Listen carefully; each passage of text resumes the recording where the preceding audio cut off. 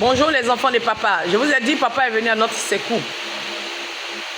Il a vu notre souffrance et il est venu à notre secours. Vous avez vu, vous qui avez fait le rachat. Voilà. Il est venu pour nous dire que les hommes de Dieu et les chrétiens prétendent l'aimer, mais ne lui appartiennent pas. Et pour lui appartenir, il fallait faire le rachat. C'est-à-dire, le rachat, c'est quoi? Il nous a rachetés à la croix par son sang, mais ce sang-là ne nous a pas racheté immédiatement. Le rachat, ça se demande. Et comment on fait le rachat? Le rachat, on doit emmener la personne.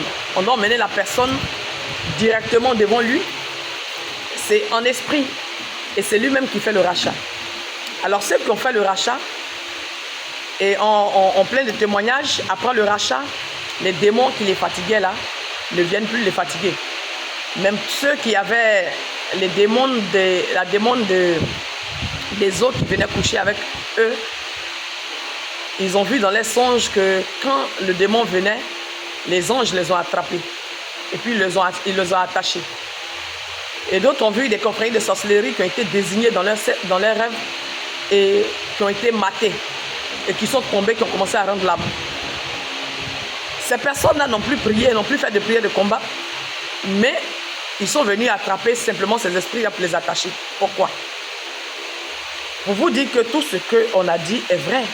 Nous sommes dans la pratique des écrits. On n'est plus dans la lecture interminable. Nous sommes dans la pratique des écrits. La vie chrétienne, c'est quoi? C'est entendre et pratiquer. Entendre et pratiquer. Jésus disait, mes frères et ma mère sont ceux qui sont assis devant moi ici, qui écoutent la parole de mon Père et qui les mettent en pratique. Il a encore écrit, si vous savez ces choses, vous êtes heureux, mais pourvu que vous les pratiquez. Donc c'est entendre et pratiquer, entendre et pratiquer, entendre et pratiquer. Tant que vous allez lire les écrits, continuez de lire les écrits comme vous voulez, mais si vous n'arrivez pas à les pratiquer, vous ne serez jamais heureux. Jamais. Voilà pourquoi vous avez fait des combats, des prières, des combats interminables. Il y en a qui font des jeûnes pour chasser les maris de nuit. Mais juste après ces jeûnes-là, c'est là même le mari de nuit devient très fort. J'ai parlé avec une dame qui me disait que elle est partie partout pour sa délivrance. Un mari de nuit qui la suivait, qui pouvait la paralyser comme ça, même en marchant, pour commettre l'acte sexuel avec elle. Même étant au bureau, elle est partie partout parce qu'elle aime Jésus. Et elle n'a jamais été délivrée. Pourquoi, à votre avis, elle n'a jamais été délivrée? Pourtant, on dit, quitte, le démon tombe. Manifestation. Oui, tu es délivré. C'est faux. On ne fait pas de délivrance comme ça. Parce que ce démon-là, c'est l'ayant droit de sa vie. Il a le droit d'être là. Personne ne peut l'enlever. Quand tu mets le feu sur lui, il tremble parce que le feu le brûle. Mais il n'a pas le droit de partir parce que le corps lui appartient. Vous voyez, non? Et voici pourquoi elle a dit, elle est partie. Ils ont fait sa délivrance jusqu'à elle tombait. Mais ce démon était toujours là.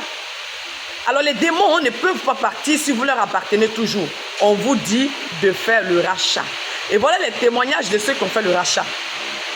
Ils sont couchés, ils dorment simplement, ils ne font pas de prières de combat avant de dormir, mais quand même les démons ont été ligotés. Et quelqu'un qui disait encore que, après le rachat, la paix est revenue à la maison. Pendant qu'elle avait des soucis avec son mari, la paix est revenue. Elle-même n'arrivait pas à pardonner, elle était méchante dans son cœur. Son cœur était méchant. Elle n'arrivait pas à supporter même les voisins et tout. Mais après le rachat, chose bizarre, elle est devenue amour. Est-ce qu'elle a eu besoin de prédication pour ça? Non. C'est la pratique des écrits. Quand tu appartiens à Christ, il vient, il rentre en toi et tu deviens amour, tu deviens comme lui. Tu deviens Christ et Christ est amour. Alors, c'est la deuxième des choses, c'est quoi? D'abord, la première des choses, cherchez le rachat. Cherchez à appartenir entièrement à papa. Et vous allez voir que vous n'aurez même pas besoin de faire combat. Je vous ai dit qu'il n'y a pas de combat dans la vie chrétienne. Le combat est déjà gagné par celui qui est mort à la croix. Alors, pour être victorieux, il faut appartenir à celui qui a gagné le combat. Si tu vois que tout ça, tu as fait assez d'années dans la vie chrétienne, rien ne marche, c'est parce que tu ne lui appartiens pas encore. La vie chrétienne, là, c'est pas avec la bouche. Hein. Non, moi, je lui appartiens. Non, non, c'est pas comme ça. Le spirituel, c'est pas ce que vous voyez là. Le spirituel, c'est pas le physique. Le monde spirituel est bien structuré. C'est pas un monde désordonné comme ce monde dans lequel on est là. Dans le monde spirituel, il y a ce qui a été dit. On n'enfreint pas aux lois. Voilà. Il faut être enseigné. Je vous ai dit, j'ai été enseigné des années en arrière. Et c'est maintenant, papa m'a dit, je veux que tu passes en action parce que le monde est fini. Je ne suis pas venu pour des débats. Je suis venu expliquer les écrits qui n'ont pas été bien interprétés. Papa m'a donné l'interprétation dans la manière dont on comprend le mieux pour pouvoir vous expliquer les écrits. Donc quand je suis en train de parler, ouvrez votre esprit et puis entendez-moi. Et maintenant, vous parlez, ceux qui ont déjà fait le rachat, vous parlez facilement avec Dieu. Vous voyez comment vous parlez facilement maintenant avec Dieu. Et comment quelqu'un qui parle avec Dieu comme ça, on peut lui dire qu'il va aller en enfer. Parce qu'il y a une dame, je le dis parce qu'il y a quelqu'un qui m'a fait savoir ce matin qu'elle est troublée parce qu'on lui a dit que si elle enlève le voile sur sa tête, le voile arraché tous ses cheveux, mais si elle retire le voile, elle ira en enfer. Parce que Dieu aurait dit à une dame qui est partie, qui serait allée au paradis et en enfer, que c'est parce qu'elle ne se voile pas qu'elle en enfer. Vous voyez des conneries comme ça. Et de se dépouiller parce que si tu ne dépouilles pas ton corps, tu iras en enfer. Je vais vous dire quelque chose. Tout ce que Jésus n'aimait pas des pharisiens, c'est ça vous êtes en train de ramener encore. La chose, Jésus s'est plaint de ça jusqu'à... C'est la même chose que vous êtes en train de ramener. Jésus se plaignait des pharisiens. Il leur disait quoi? Il leur disait quoi? Hein? Dans Matthieu 23, verset 26. Il dit, vous pharisiens aveugles, vous êtes en train de nettoyer l'extérieur de la coupe, au lieu de nettoyer l'intérieur de la coupe. Nettoyez l'intérieur de la coupe pour que au moins, si l'intérieur est bien nettoyé, ça va réjaillir sur l'extérieur. N'est-ce pas? Mais vous nettoyez l'extérieur pour faire croire que l'intérieur est nettoyé. Et ça, c'est ce qui ne plaisait pas à Dieu. Et les mêmes pharisiens, un pharisien nommé Simon, il cherche à recevoir Jésus chez lui à la maison. Et il arrive. Et voilà une femme de mauvaise vie qui rentre chez lui. Pendant que Jésus est chez lui, elle rentre chez lui, elle prend ses lames, elle pleure. Elle voit Jésus, elle pleure. Elle prend ses lames, elle nettoie les pieds de Jésus. Elle prend le parfum qu'elle a amené là, elle nettoie ses pieds avec, elle le suit avec ses cheveux. Et puis le pharisien dit dans son cœur, lui là, il ne sait pas qui est cette femme là, parce que s'il savait qui était cette femme là, quoi. Moi je suis sûr que vraiment, lui là, il n'allait pas accepter ça, parce que si c'était un prophète, il n'allait pas accepter, parce que c'est elle est pécheresse. Et Jésus a dit quoi? Comme il a lu dans son cœur, il a dit, Simon, je vais te dire quelque chose.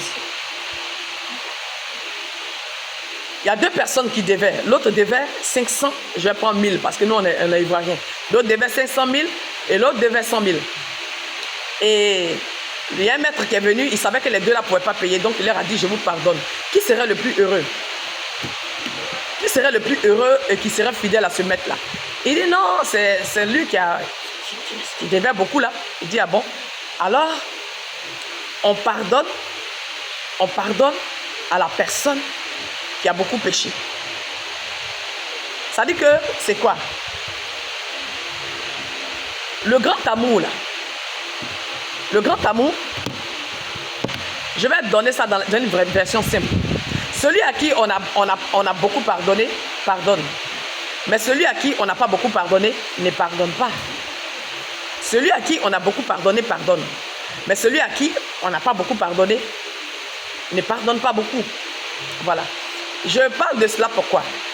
Parce qu'il y a des gens qui trouvent que leurs camarades ne sont pas dépouillés, leurs frères ne sont pas dépouillés, et ils les voient sales, ils les voient pécheurs. Ce sont des pharisiens. Ce sont des pharisiens. Laissez vos amis en paix. Vous vivez votre vie chrétienne en paix. Hein? Arrivez au ciel, voilà, seul celui qui juge va juger. Voilà. Et vous qui avez déjà fait le rachat là, vous parlez maintenant avec Dieu. Hein? Vous savez que vous êtes maintenant pour Dieu. Vous avez vu qu'après le rachat net, vous commencez à parler avec Dieu. Et vous avez vu qu'après le rachat, votre vie est devenue belle. Vous avez vu qu'après le rachat, tout coule maintenant pour vous. Alors c'est Dieu qui est venu dans votre vie là. Il n'est pas venu pour vous piéger pour aller en enfer. Alors s'il y a bout d'oreille que tu ne dois pas porter, il va te dire. S'il y a mèche que tu ne dois pas porter, il va te dire. Alors ne soyez pas comme les pharisiens. Eux, ils sont toujours en train de juger. Oh, ceux-là, ils sont comme ça. Oh, ceux-là, faites comme ça, vous allez... Jésus dit quoi? Et vous allez voir ces personnes-là, ces personnes qui ont tout le temps, qui sont en train de juger, qui se couvrent le corps jusqu'en bas pour montrer qu'ils sont saints. Ce sont des personnes qui ne plaisent pas à Dieu. Ah, c'est écrit, hein? Et moi, je vous explique les écrits.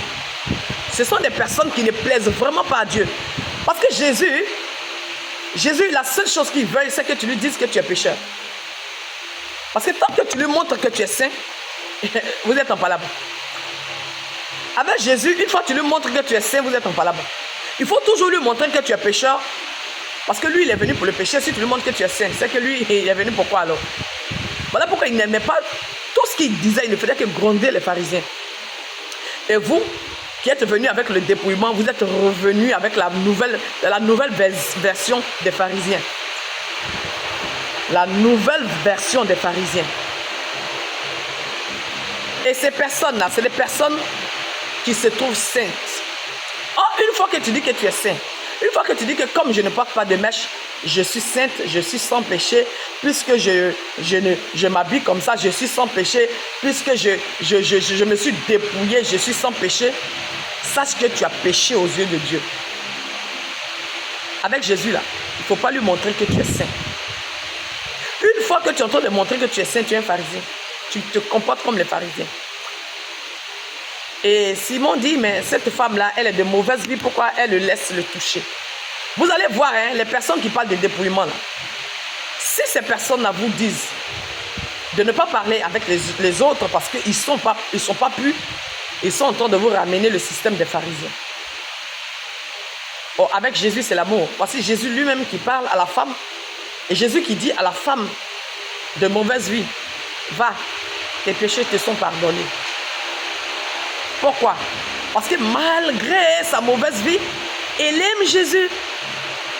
Et le fait d'aimer Jésus, il va faire qu'elle va changer de vie. Et elle va vivre pour plaire à Jésus, pas pour plaire à un homme. Pas pour que l'homme dise qu'elle est sainte. Alors, Jésus lui dit, va, ta foi t'a sauvé. Le fait de m'aimer, là, c'est ce qui est important. Le fait de m'aimer, c'est ce qui est important. Avec Jésus, c'est l'amour. Avec papa, c'est l'amour. Ce n'est rien d'autre que l'amour. Rien d'autre que l'amour. Il dit, aime ton prochain comme toi-même. Et aime ton Dieu de tout ton cœur, de toute ton âme et plus que tout. Voici les recommandations qu'il nous a laissées. Et toi, à cause du dépouillement, tu n'arrives même plus à aimer ton prochain. Parce que tu vois ton prochain comme un pécheur. Et toi, tu es trop saint. Donc, regardez bien, hein, si vous êtes dans une sorte de religion où vous n'aimez pas la personne qui est en face de vous, quittez cette religion-là. Quittez, ce n'est pas de Dieu. Jésus dit, ton frère qui est en face de toi, si tu n'arrives pas à l'aimer, comment est-ce que tu peux aimer Dieu que tu ne vois pas? Et tu dis que tu es dans le dépouillement pour plaire à Dieu. Mais à cause de ce dépouillement-là, tu n'arrives pas à aimer ta soeur qui a péché, qui est dans le péché. Et comment est-ce que tu peux aimer Dieu? Donc déjà, il faut savoir que tu n'aimes même pas Dieu. Donc il faut changer. Il faut chercher Jésus. Parlez avec lui directement. Vous allez voir, il va vous donner la vraie version des écrits. Ne ramenez pas les choses des pharisiens là. Ne ramenez pas ça dans la vie des gens pour bousiller leur vie. Laissez-les aimer papa. Laissez-les aimer Jésus. Vous allez voir, ceux à qui on impose le dépouillement, c'est des personnes qui sont méchantes de cœur. Leur cœur est méchant. Il y a une qui a rendu son témoignage après le rachat, qui me disait, j'étais dans le dépouillement, mais mon cœur était méchant. Quand je voyais les gens, je voyais qu'ils étaient des pécheurs. Donc je me suis séparé de tous les pécheurs, même de ma famille. J'étais seule. Mais toi, tu étais bonne pour l'enfer. Parce que si tu n'arrives pas à aimer la personne qui est au-devant de toi, comment est-ce que tu peux aimer Dieu que tu ne vois pas? Et tu peux pardonner à la personne. Tu pardonnes quand on t'a pardonné. C'est ce que Jésus a dit. Hein? On devient amour quand nous-mêmes nous avons reçu l'amour. On pardonne parce qu'on a été beaucoup pardonné. On ne pardonne pas quand on n'a pas été pardonné. Alors si vous n'arrivez pas à pardonner, c'est parce que vous-même, on ne vous a pas pardonné. c'est parce que vous-même, là, Jésus ne vous a pas pardonné. Vous sentez dans votre fort intérieur que Christ ne vous a pas pardonné. Maintenant, comment quelqu'un qui sent qu'on ne lui a pas pardonné peut être sauvé? Parce que si on t'avait pardonné, tu allais arriver à pardonner à tous les pécheurs. Parce que quand tu sais que toi-même tu es un pécheur et puis on t'a pardonné là, tu deviens amour, tu pardonnes à tout le monde parce que tu vois que toi-même tu n'en voulais pas la peine, mais on t'a pardonné. Mais quand tu n'arrives pas à pardonner à l'autre qui est en face de toi, c'est parce que toi-même tu comprends que toi-même là, Dieu ne t'a pas pardonné. Comprenez les choses, hein? Comprenez les choses. Je vous dis ce que je suis en train de vous dire là. Entendez ça dans votre esprit. Et tout ce que je suis en train de dire ne va pas en contradiction des écrits. Ça explique mieux les écrits dans la version qu'on comprend le mieux. Alors cessez de juger. Attachez-vous à la personne de Jésus. Aimez-le. Je vous ai dit, Jésus, c'est Yahweh en personne. Jésus, c'est Yahweh en personne. Il m'a fait la démonstration et je vous le dis.